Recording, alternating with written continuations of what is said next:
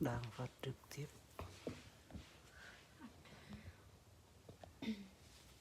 Hello anh em nha, chào mọi người nha.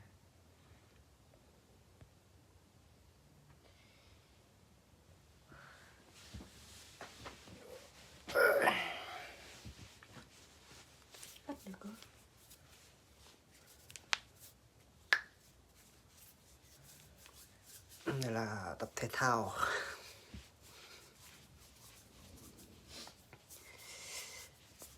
Chào mọi người, anh chị em của bác nhé. Đây, trò chuyện cùng nhau nha.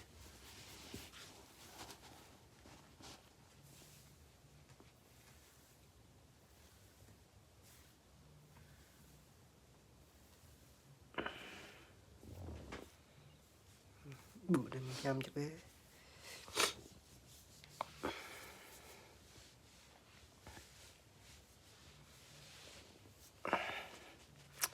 Ất đây, ất tảng mà này coi. Bọn ất đập ất này, ngạt này. Nó mà làm nhạt nào đang kết nghĩa lệ nó nhạt mà làm mang này nhỉ. Làm mang ý. Mang bãi mang này với rác.